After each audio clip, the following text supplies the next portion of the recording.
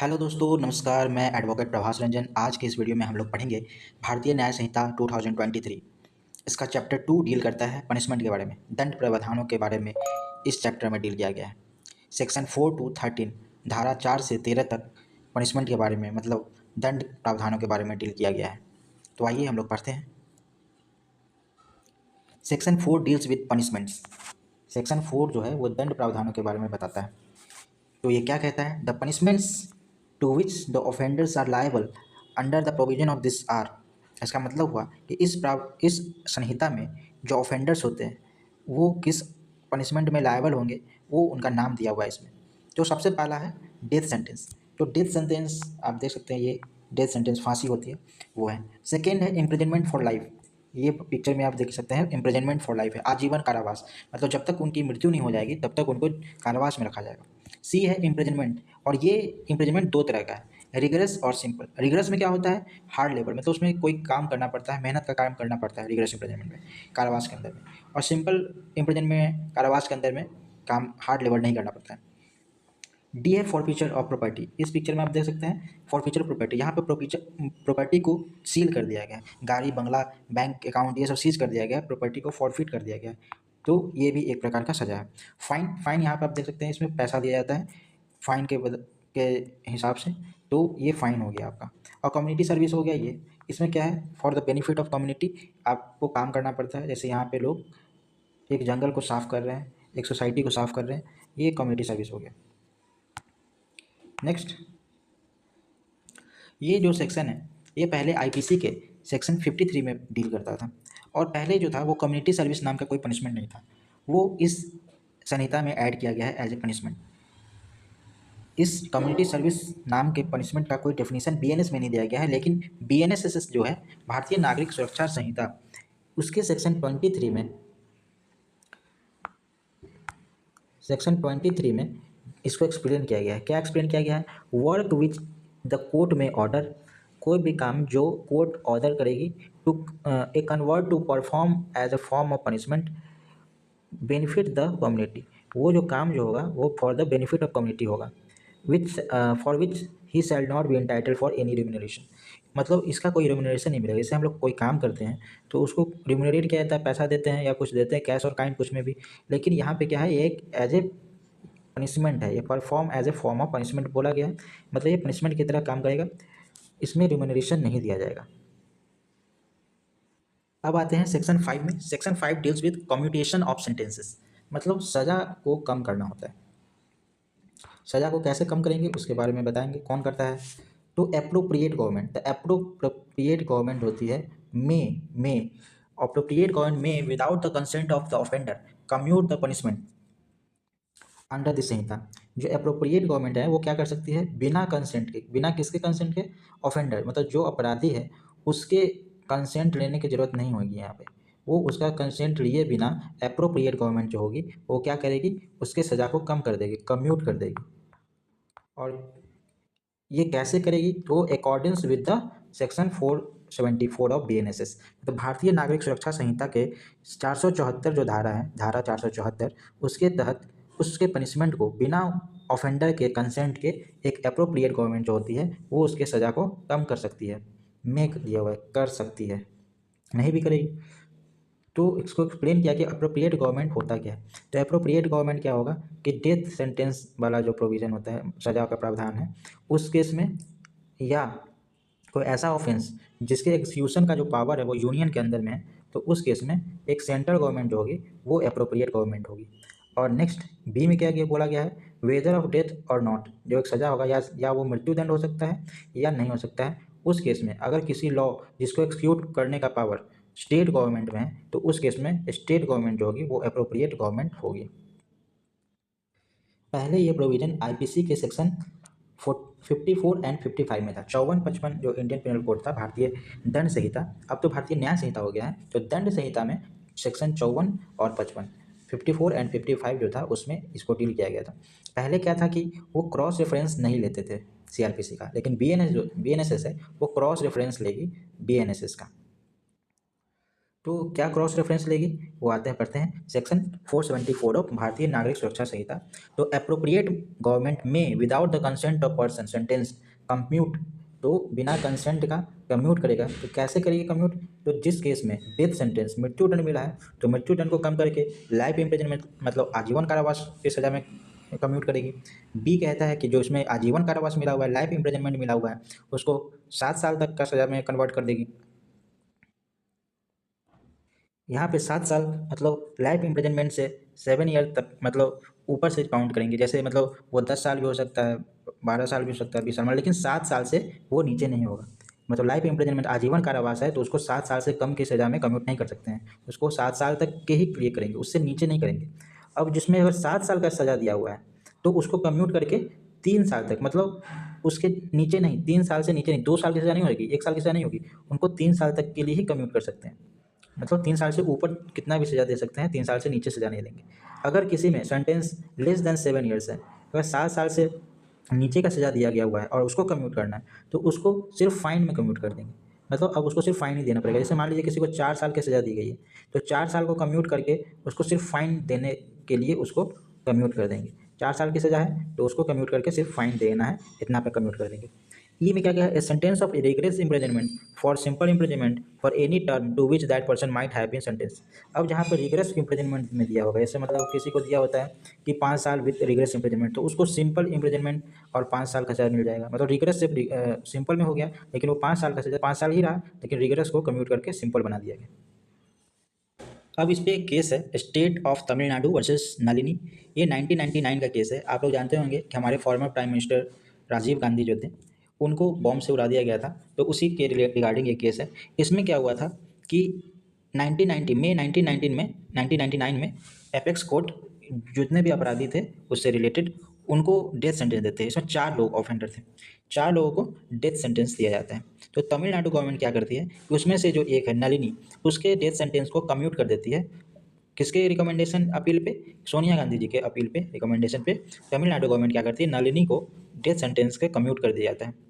अब क्या होता है फरवरी 2014 में क्या होता है कि बाकी के जो बचे 3 ऑफेंडर हैं, पेरारी वलन, संथान एंड मुरुगन, इनको क्या होता है कि ये लोग मर्सी पिटीशन दिए हुए रहते हैं, लेकिन मर्सी पिटीशन में डिले होता रहता है कि ये डिले हो रहा है। तो यहाँ पे कोर्ट क्या करती है, कोर्ट ही उनके डेथ सेंटेंस को लाइफ इम्प्रिजनमेंट में कम्यूट कर देती है। यहाँ पे एपेक्स कोर्ट ही यहाँ पे कम्यूट कर देती है, लेकिन नलिनी का जो केस था उसके केस में गवर्नर जो होते हैं वो कम्यूट करते हैं।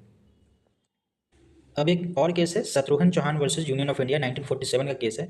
इसमें क्या होता है कि Supreme Court considered the commutation where 15 convicts was rejected for mercy by the president. यहाँ पे क्या होता है 15 जो कन्विक्ट होते हैं उनके मर्सी पिटीशन को रिजेक्ट कर दिया जाता है, तो इसको सुप्रीम कोर्ट कंसिडरेशन में लेती है, किसके लिए, कम्यूटेशन के लिए। और सुप्रीम कोर्ट क्या करती है, इवेल्युएट करती है उसके सुपरवीनिंग सर्कमस्टांसेस को, किस किस केस में उसको कम्यूट किया जा सकता है। तो यहाँ पे 2 बातें आती हैं। एक जो बात होती है prolonged delay in execution of death sentence and insanity, वो प्रोलॉन्ग डिले जो हो रहा था डेथ सेंटेंस देने में, इसको एक कंसीडर करती है, एवेलुएट करती है। और दूसरा mental illness, schizophrenia of convict are valid criteria. मतलब प्रोलॉन्ग डिले जो हो रहा था डेथ सेंटेंस में, वो मतलब एक मृत्युदंड नहीं दिया जा रहा था, एग्जीक्यूट नहीं किया जा रहा था। और दूसरा जो था वो कन्विक्टों का उनके मेंटल इलनेस हो गया था, साइजोफ्रेनिया, तो ये दोनों एक वैलिड क्राइटेरिया माना गया कम्यूटेशन के लिए। और कोर्ट हेल्ड क्या कि court held that when the delay in disposing mercy petition were seen to be unreasonable, unexplained and exorbitant, it was duty of the court to step in. और court ने कहा कि अगर जो मर्सी पिटीशन जो dispose किया गया, reject किया गया और उसका कोई रीज़न नहीं दिया गया, कोई एक्सप्लेनेशन नहीं दिया गया, तो उस केस में क्या होगा कि कोर्ट का जो ड्यूटी है कि इसमें एक अपना एक स्वतः कुछ संज्ञान ले और उस चीज़ को देखे, और इसके कारण इसमें ये कन्विक्ट्स जो थे उनके सज़ा को कम्यूट कर दिया गया। अब सेक्शन 6 क्या कहता है, section 6 deals about the fractions of terms of punishment. It says in calculating fractions of terms of punishment, calculation of fractions of terms of punishment, imprisonment for life shall be reckoned as imprisonment for 20 years unless otherwise provided। मतलब जहाँ पे life imprisonment दिया है वहाँ पे क्या होगा कि उसको कैलकुलेट करने के लिए उसको 20 साल माना जाएगा।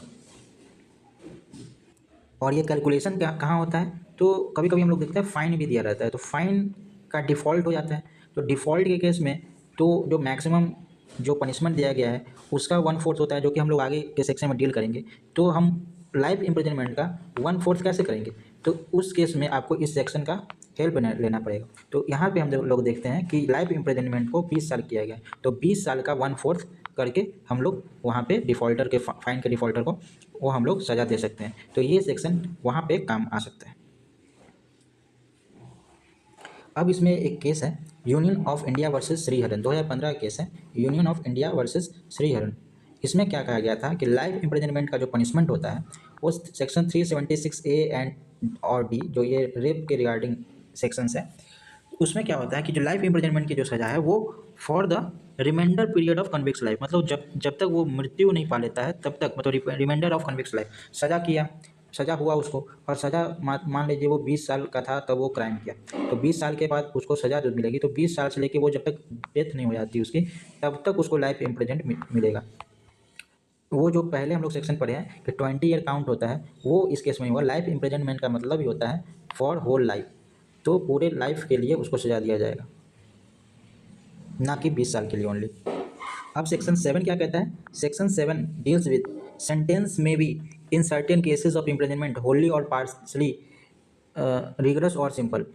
In every case in which an offender is punishable with imprisonment, which may be of either description, it shall be competent to the court to which sentence such court to direct in the sentence that such imprisonment shall be wholly rigorous, or that such imprisonment shall be wholly simple, or that any part of such imprisonment shall be rigorous or simple. यहाँ पे कहने का मतलब है कि अगर किसी को कारावास दिया गया, इम्प्रिजनमेंट दिया गया, अगर मान लीजिए वो 20 साल 20 ईयर्स का है और वो ईदर डिस्क्रिप्शन दिया गया है उसमें कि 20 ईयर ऑफ ईदर डिस्क्रिप्शन, मतलब वो कारावास में रहेगा, किसी भी तरह के कारावास में। 2 तरह का कारावास होता है, एक होता है सिंपल, एक होता है rigorous.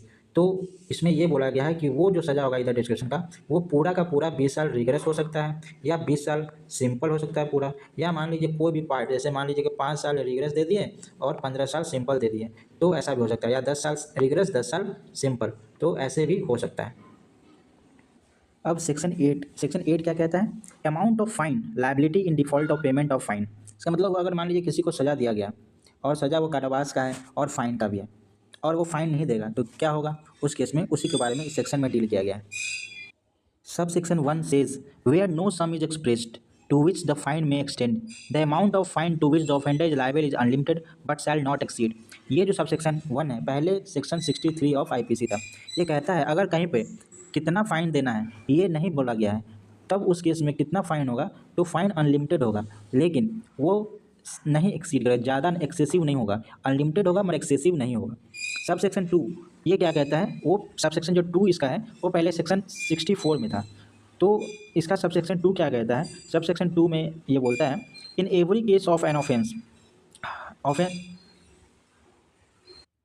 In every case of an offence, A punishable with imprisonment as well as fine, in which the offender is sentenced to a fine whether with or without imprisonment। मतलब एक ऐसा सजा ऑफेंस है उसमें एक अपराध, उसमें फाइन और इम्प्रिजनमेंट मतलब कारावास और फाइन दोनों का प्रावधान है, दोनों के लिए पनिशेबल है, और उस केस में offender is sentence to a fine whether with or without imprisonment, और जहाँ पे कारावास का भी प्रावधान है और फाइन का भी प्रावधान है, लेकिन उस ऑफेंडर जो अपराधी है उसको सिर्फ फाइन का मिला है, उसको कारावास का मिल भी सकता है, नहीं भी मिल सकता है, तो उस केस में क्या होगा? और बी क्या कहता है कि पनिशेबल विद इम्प्रिजनमेंट और फाइन और with fine only, in which offender is sentenced to a fine, it shall be competent to the court which sentence such offender to direct by that sentence in default of payment of fine, the offender shall suffer imprisonment for certain term, in which imprisonment shall be in excess of any other imprisonment to which he may have been sentenced or to which he may be liable under commutation of sentences। तो आइए हम लोग जानते हैं इसको, इसका मतलब क्या हुआ।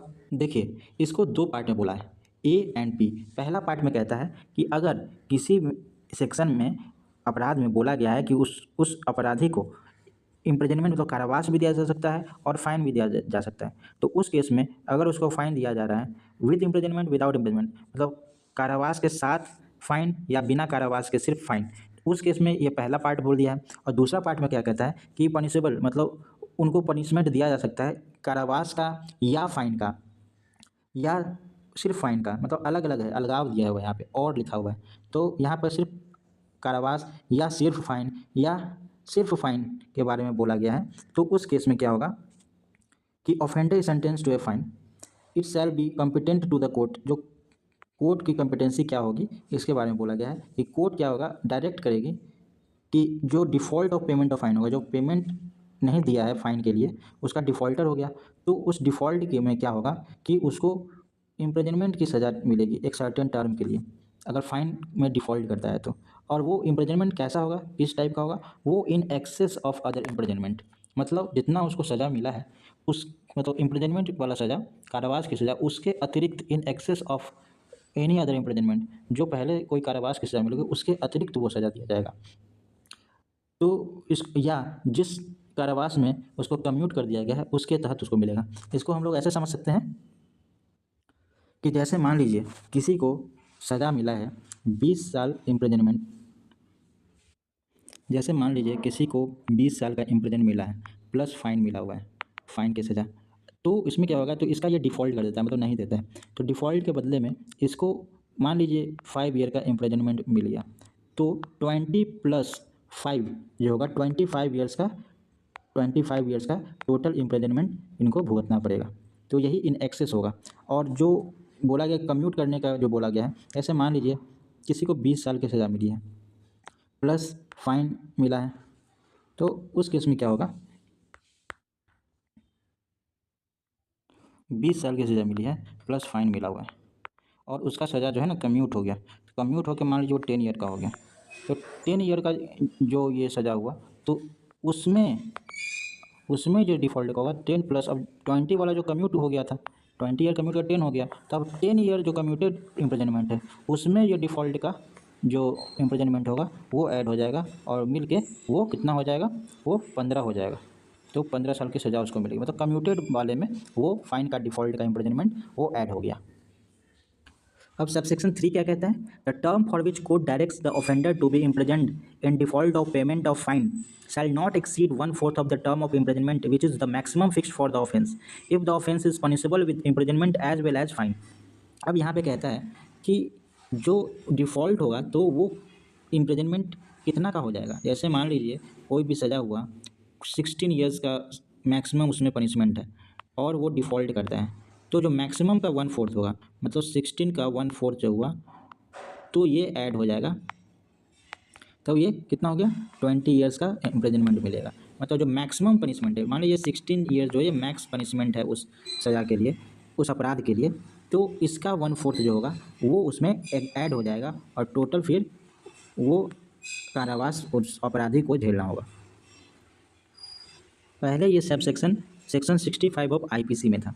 अब सब सेक्शन 4 पढ़ते हैं। Subsection 4 says the imprisonment which the court imposes in default of payment of a fine or in default of community services may be of any description to which the offender might have been sentence for the offence.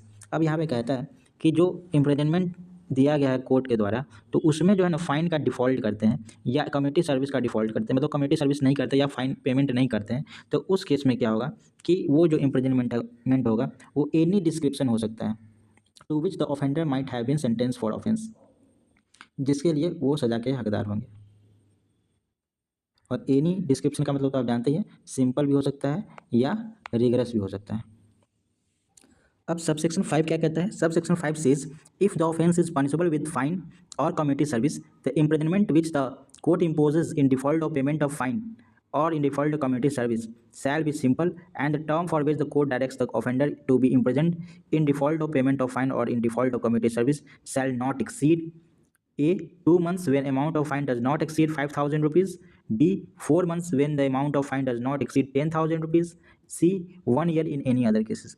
अब पहले जो section था उसमें क्या कहा गया था कि इम्प्रिजनमेंट प्लस फाइन, तब उस केस में क्या कहा गया था कि वो इधर डिस्क्रिप्शन का हो सकता है, लेकिन यहाँ पे क्या है कि सिर्फ फाइन या कम्युनिटी सर्विस का है और उसमें ये डिफ़ॉल्ट करते हैं, मतलब यहाँ पे कारावास नहीं है, इम्प्रिजनमेंट नहीं है, सिर्फ फाइन और कम्युनिटी सर्विस का डिफ़ॉल्ट होता है, तो इसमें इम्प्रिजनमेंट का पनिशमेंट दिया ही नहीं गया है, तो उस केस में इस डिफ़ॉल्ट के लिए उसको सिंपल इम्प्रिजनमेंट मिलेगी। सिंपल इम्प्रिजनमेंट मतलब जहाँ पे हार्ड लेबर नहीं करना पड़ता है, और ये शैल नॉट एक्सीड दिया गया, मतलब यहाँ एक लिमिटेशन लगा दी गई है कि कितना से ज़्यादा उसको सिंपल इम्प्रिजनमेंट नहीं दिया जाएगा। तो इसमें बोला गया कि 2 months when the amount of fine does not exceed 5,000 rupees, मतलब 500 रुपये, 5,000 रुपये, 5,000 रुपीज़ से अगर कम का वो डिफ़ॉल्टर है तो उस केस में 2 मंथ्स का दिया जाएगा उसको सिंपल इम्प्रिजनमेंट। और अगर वो 10,000 से कम का है डिफ़ॉल्टर, तो उस केस में उसको 4 मंथ के लिए सिंपल इम्प्रिजनमेंट दिया जाएगा। और एनी अदर केस में मतलब 10,000 से ज़्यादा का अगर उसने डिफ़ॉल्ट किया है तो 1 ईयर का उसको सिंपल इम्प्रिजनमेंट दिया जाएगा। मतलब कि ये 5,000 से कम है, मतलब ये 2,000 के लिए भी अगर डिफ़ॉल्ट करते हैं तो 2 मंथ, यहाँ पे 10,000 दिया गया है, मतलब कि 5,000 से 10,000 के बीच में अगर मान लीजिए 7,000 आता है, 7,000 का ये डिफ़ॉल्ट करते हैं तो इनको 4 मंथ का सिंपल इम्प्रिजनमेंट मिलेगा। और 10,000 से ज़्यादा कोई भी अमाउंट है उसके लिए 1 ईयर का दिया जाएगा इनको सिंपल इम्प्रिजनमेंट। अब सब सेक्शन 6 क्या कहता है? सब section 6 clause A says the imprisonment which is imposed in default of payment of fine shall terminate whenever that fine is either paid or levied by the process of law. इसमें कहा गया है कि अगर कोई भी कारावास imprisonment जो है वो किस लिए दी गई है, वो फाइन के डिफॉल्ट के कारण उसको दी गई है, तो वो जो इम्प्रिजनमेंट होगा वो टर्मिनेट हो जाएगा। कब हो जाएगा? जब वो फाइन पे कर देता है या वो फाइन लॉ के द्वारा उससे ले लिया जाता है किसी भी प्रकार से, तो उसके बाद उसको कारावास में रहने की ज़रूरत नहीं है, वो उसका कारावास वो जो होगा टर्मिनेट हो जाएगा। क्लॉज बी क्या कहता है कि अगर उसके इम्प्रिजनमेंट जो कारावास का जो टाइम है फिक्स टाइम वो एक्सपायर नहीं हुआ है, मतलब वो ख़त्म नहीं हुआ है और उससे पहले वो फाइन पे कर देता है उस प्रोपोर्शन में, तो उस टाइम से उसका इम्प्रिजनमेंट जो होगा कारावास जो होगा वो ख़त्म हो जाएगा, टर्मिनेट हो जाएगा। मतलब मान लीजिए कि किसी ने 10 साल के लिए उसको डिफ़ॉल्ट के लिए सज़ा मिली है, कारावास मिली है, और वो 5 साल उन्होंने वो काट दिया कारावास में, तो बाकी जो बचा 5 साल सिर्फ उसके लिए फाइन अगर देगा तो उसका जो इम्प्रिजनमेंट का जो टाइम पीरियड है वो खत्म हो जाएगा, टर्मिनेट हो जाएगा। अब सब सेक्शन 7 क्या कहता है? Sub section 7 says the fine or any part thereof which remains unpaid may be levied at any time within 6 years after the passing of sentence, and if under the sentence the offender is liable to imprisonment for longer period than 6 years, then at that any time previous to the expiration of that period, and death of the offender does not discharge any form of liability any property which would after his death be legally liable for his death। यहाँ पर 3 तरह की बातें कही गई हैं। एक कही गई है कि 6 साल के अंदर जो फाइन का जो पेमेंट है वो अनपेड रह गया, तो 6 साल के अंदर में उसको लेवी कर दिया जाएगा, मतलब ले लिया जाएगा 6 साल के अंदर में। जब से वो सेंटेंस पास किया गया है उस टाइम से 6 साल के अंदर में उसके पेमेंट को ले लिया जाएगा। अगर मान लीजिए दूसरा जो बात दिया गया है कि अगर वो 6 साल से ज़्यादा का उसमें सज़ा दिया गया तो क्या होगा? अगर मान लीजिए 6 साल से ज़्यादा का है तो मान लीजिए 12 साल का पेमेंट, 12 साल की कारावास दी गई है, तो 12 साल के अंदर में कभी भी वो फाइन का जो पेमेंट है वो लिया जा सकता है। और तीसरी बात जो दी गई है वो डेथ के रिगार्डिंग है, मतलब मृत्यु दंड दिया गया है, तो इस केस में क्या होगा? क्या उसको फाइन नहीं देना होगा? ऐसा नहीं होता है। डेथ सेंटेंस दिया गया है, मृत्यु दंड दे दिया गया है, तो उस केस में उसका जो फाइन अनपेड रह गया है तो उसका जो प्रॉपर्टी होगा जिसको ये डेथ पेनल्टी मिला है, तो उसका जो प्रॉपर्टी होगा उस प्रॉपर्टी का जो हिस्सा होगा उससे फाइन जो होगा उसका पेमेंट फुलफिल किया जाएगा। प्रॉपर्टी को बेच करके उस फाइन को पूरा कर लिया जाता है। ये जो प्रोविज़न था पहले आईपीसी के सेक्शन 70 में दिया गया था और इसमें मतलब बीएनएस में ये सब सेक्शन 7 में दिया गया है। Now section 9 says limit of punishment of offence made up of several offences. इसका मतलब हुआ कि बहुत सारे ऑफेंस को मिला करके एक ऑफेंस बनता है, तो उसमें क्या लिमिटेशन है उसके बारे में डील किया गया है। इसको अच्छे से समझते हैं। सब section 1 says wear anything which is an offence is made up of parts any of which parts is itself an offense, the offender shall not be punished with the punishment of more than one of such his offense unless it be so expressly provided। इसका मतलब है कि कोई भी जो offence है वो बहुत सारे पार्ट से बना है, बहुत सारे चीज़ से बना है एक ऑफेंस, तो और उसमें से कोई भी पार्ट उसका है वो खुद में ही एक ऑफेंस है, तो क्या होगा उस केस में कि offence shell not be punished with the punishment of more than one of such of his offence. तो सारे ऑफेंस के लिए वो पनिशेबल नहीं होगा, वो एक जो है उसके लिए होगा, unless it is so expressly provided. अगर ऐसा अलग से एक्सप्रेसली प्रोवाइड किया जाए कि इसको सबके लिए दिया जाए तभी सबके लिए दिया जाएगा, नहीं तो इसको सिर्फ एक पार्ट का ऑफेंस माना जाएगा और उसी ऑफेंस के लिए सजा दिया जाएगा। सब सेक्शन 2 क्या कहता है? Where anything is an offence falling within 2 or more separate definition of any law in force for the time being by which offence is defined or punished, or several acts of which one or more than one would be by itself or themselves constitute an offense, constitute when combined a different offense, the offender shall not be punished with a more severe punishment than the court which tries him could award for any one of such offenses। इसका मतलब हुआ कि एक कोई offence है जो दो या दो से अधिक डेफिनीशन जो है, अलग अलग लॉ है उसमें अलग अलग डेफिनीशन में वो ऑफेंस आता है, या सेवरल एक्ट जो करते हैं, तो more than one would be by it self constitute an offence, तो कुछ ऑफेंस मिला के एक अलग ऑफेंस बनाता है। तो उस केस में क्या होगा कि ये कोर्ट जो कॉम्पिटेंट होगी वो सीवियर पनिशमेंट नहीं देगी, उनके पास जितना पावर है उतना ही वो पनिशमेंट देगी। इसका इलस्ट्रेशन भी दिया हुआ है कि ए जो है वो जेड को स्टिक से मारता है, डंडे से मारता है। तो मान लीजिए वो वॉलेंट्री हर्ट कर रहा है, यहाँ पे डंडे से मारना यहाँ पे वॉलेंट्री हर्ट के डेफिनेशन में आता है। तो मान लीजिए वो 10 डंडे मारता है, तो हर डंडे का अलग से पनिशमेंट नहीं होगा, वो होली एक ही बार में उसको वॉलेंट्री हर्ट का पनिशमेंट मिलेगा। और अगर अलग अलग उसको मिलेगा तो 10 का 10 बार पनिशमेंट देना हो जाएगा, वो यहाँ पे नहीं होता है, वही यहाँ पे लिमिटेशन लगाया गया। और बी में उसका एक एक्सेप्शन नहीं, मतलब अलग सर्कमस्टांसेस बताया कि अगर वो मार रहा है बी को, ए जो है बी को मार रहा है, उसी समय जेड आ जाता है बीच में। तो उसमें क्या होगा कि अगर जो बीच में आया उसको भी एक डंडा लग गया, तो यहाँ पे दो पनिशमेंट मिलेगी, एक हो गया बी को मारने के लिए और एक हो गया जेड को मारने के लिए। तो यहाँ पे दो पनिशमेंट होगी कि दो लोगों को मारा जा रहा है। Now, Section 10 says punishment of person guilty of one of several offences, judgment stating that it is doubtful of which। इसका मतलब हुआ कि अगर कोई भी अपराधी जो है, पर्सन जो है, वो एक से ज़्यादा अपराध में वो गिल्टी पाया गया है, तो उसको किसके अंदर सजा देंगे। ये पहले सेक्शन 72 ऑफ आईपीसी में डील करता था। इसको बेयर रीडिंग करते हैं। In all cases in which judgement is given that a person is guilty of one of several offences specified in the judgment, but that it is doubtful of which of these offences he is guilty, the offender shall be punished for offences for which the lowest punishment is provided if the same punishment is not provided for all। इसका मतलब हुआ कि अगर एक judgement में पाया जाता है कोर्ट के द्वारा कि ये जो पर्सन है वो बहुत सारे केस में गिल्टी है, लेकिन ये डाउटफुल हो कि किस केस में ये है गिल्टी, तो उस केस में क्या होगा कि अगर हर ऑफेंस का अलग अलग पनिशमेंट है, तो उसमें से जो लोएस्ट पनिशमेंट वाला जो ऑफेंस होगा वो वाली पनिशमेंट उस पर्सन को मिलेगी। अब पढ़ते हैं सेक्शन 11 के बारे में। Section 11 says about solitary confinement, एकांत कारावास इसको कहते हैं। ये पहले आईपीसी के सेक्शन 73 में था।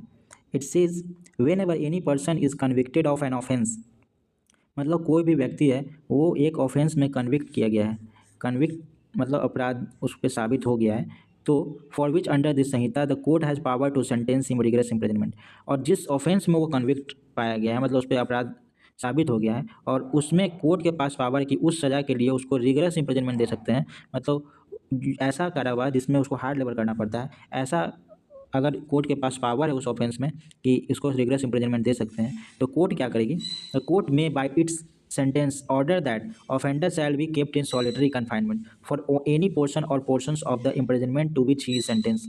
तो उस केस में कोर्ट क्या कर सकती है, कोर्ट ऑर्डर दे सकती है कि उसको ऑफेंडर को वो सॉलिटरी कन्फाइनमेंट में डाल दे किसी भी पोर्शन के लिए जिस पोर्शन के लिए उसको सज़ा दी गई है, not exceeding 3 months in the whole. लेकिन ये जो पोर्शन होगा वो उस सज़ा का 3 महीना एक बार में 3 मंथ से ज़्यादा नहीं होना चाहिए। और ये 3 महीना को कैसे बांटा गया है वो आगे इसमें दिया हुआ है कि a not exceeding 1 month if the term of imprisonment not exceed 6 months. इसका मतलब हुआ अगर 6 मंथ से ज़्यादा का इम्प्रिजनमेंट नहीं है तो उस केस में उसको सॉलिटरी कन्फाइनमेंट के लिए 1 मंथ के लिए ही रखा जाएगा, उससे ज़्यादा नहीं रखा जाएगा। मतलब अगर 5 मंथ का अगर उसको सजा इम्प्रिजनमेंट है, कारावास है, तो उसको 1 मंथ ही रखा जाएगा, उससे ज़्यादा नहीं रखा जाएगा। 1 month for not exceeding 6 month, 6 month तक अगर उसको इम्प्रिजनमेंट दिया गया है तो उसको 1 मंथ तक के लिए ही सॉलिटरी कन्फाइनमेंट दिया जाएगा। आगे दिया गया कि नॉट एक्सीडिंग 2 मंथ्स, मतलब 2 मंथ से ज़्यादा नहीं होगा अगर उसको जो इम्प्रिजनमेंट दिया गया है वो 6 मंथ से ज़्यादा और 1 ईयर से कम, मतलब 6 to 1 ईयर्स के बीच में अगर उसको इम्प्रिजनमेंट दिया गया है तो उसको सॉलिटरी कन्फाइनमेंट 2 मंथ का होगा, 2 महीने का होगा। और सी में क्या कहा गया है, a time not exceeding 3 months if the term of imprisonment shall exceed 1 year. अगर इम्प्रिजनमेंट जो है वो 1 साल से ज़्यादा का है तो उसको 3 महीने से ज़्यादा का सॉलिटरी कन्फाइनमेंट नहीं दिया जाएगा। सेक्शन 12 जो है वो लिमिट के बारे में बताता है सॉलिटरी कन्फाइनमेंट के। Section 12 deals about limit of solitary confinement. It says, in executing a sentence of solitary confinement, such confinement shall in no case exceed 14 days at a time, with intervals between the period of solitary confinement of not less duration than such period. And when the imprisonment awarded shall exceed 3 months, the solitary confinement shall not exceed 7 days in any 1 month, of the whole of the imprisonment awarded with intervals between the period of solitary confinement of not less duration of than such period। इसका मतलब हुआ कि जो solitary confinement का जो execution होगा उसमें जो कन्फाइनमेंट होगा वो 14 दिन से ज़्यादा एक्सीड नहीं करेगा। 14 days, no case 14 excess of 14 days at time. मतलब सॉलिटरी कन्फाइनमेंट अगर किसी को हम दे रहे हैं तो वो एक बार में 14 डेज का ही होगा और उसके फिर बीच में 14 दिन का इंटरवल होगा और फिर से 14 दिन ऐसे होगा, इंटरवल ऑफ 14 डेज एंड फिर 14 डेज ऐसे होगा, एक ही बार में एक मंथ का नहीं होता है। जो पहले हम लोग बोले हैं कि अगर यहाँ पे हम लोग देख रहे थे कि अगर 6 महीने से कम का कारावास है तो उसको 1 महीने का मिलता है, लेकिन इस 1 महीने में भी वो जो लिमिटेशन दिया गया है वो 14 दिन का दिया गया है, 14 डेज़ का। 14 डेज़ का इंटरवल 14 डेज़ ऐसे दे देकर 1 मंथ उसको पूरा किया जाएगा। और आगे ये दिया गया है कि अगर किसी केस में वो 3 मंथ से ज़्यादा का अगर हो रहा है, when the imprisonment award shall exceed 3 months, मतलब जो इम्प्रिजनमेंट दिया गया वो 3 मंथ से ज़्यादा का है तो उस केस में 7 डेज़ के इंटरवल वाला कोर्स चलेगा। मतलब 1 महीने में 7 डेज़, फिर इंटरवल ऑफ 7 डेज़, फिर 7 डेज़ का सॉलिटरी कन्फाइनमेंट, ऐसे उसको सॉलिटरी कन्फाइनमेंट देना है। अब यहाँ पे केस पढ़ लेते हैं इस पे।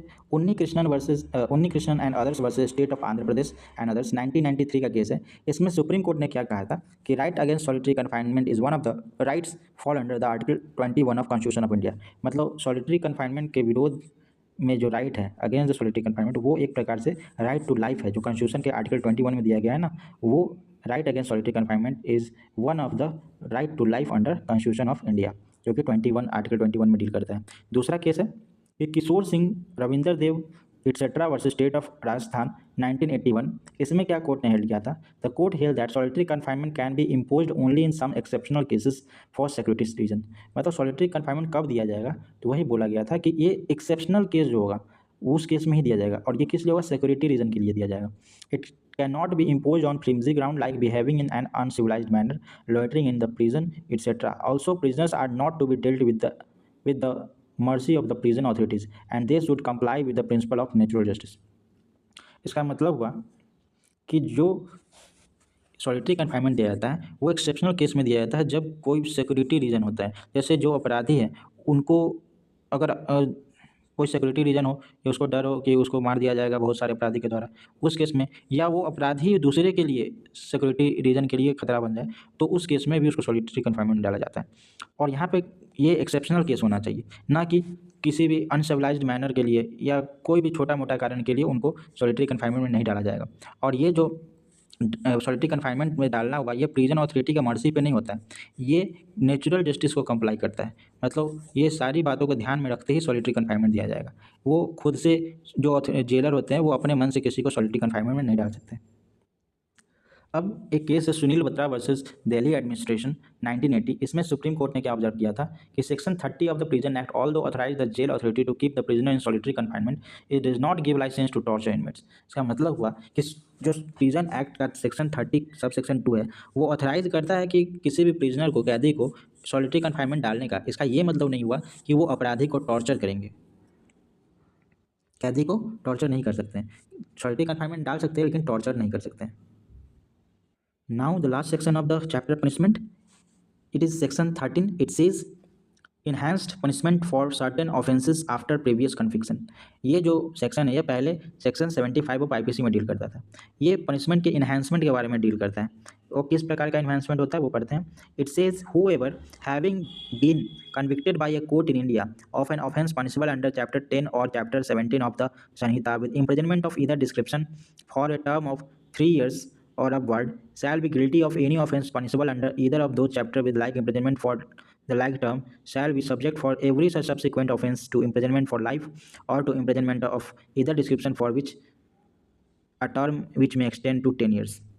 इसका मतलब हुआ कि अगर कोई भी पर्सन जो है whoever, कोई भी जो है वो कन्विक्ट हो जाता है, मतलब उस पर दोष सिद्ध हो जाता है, किस चैप्टर के अंदर में? चैप्टर 10 या चैप्टर 17 ऑफ संहिता, ये भारतीय न्याय संहिता के चैप्टर 10 और चैप्टर 17 में वो कन्विक्ट हो जाता है। इसके लिए वो 3 साल या उसके ऊपर के लिए कन्विक्ट हो जाता है इस चैप्टर में।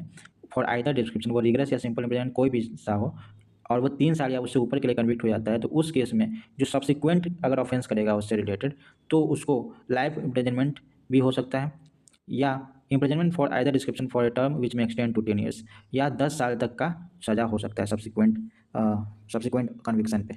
तो वही बोला है कि 3 साल या उससे ऊपर का जो सज़ा है ना, वो इन्हेंस करके वो लाइफ इम्प्रिजनमेंट भी हो सकता है या 10 साल तक का सज़ा हो सकता है। सब्सिक्वेंट मतलब ऑफेंस किया और सेम ऑफेंस फिर से किया तो वो इन्हेंस हो गया, वो बढ़ गया, तो उसी के बारे में ये सेक्शन में डील किया गया है। ऐसे ही आप लोग इस वीडियो को देखते रहिए। थैंक यू आप लोगों का। Please like, subscribe and share.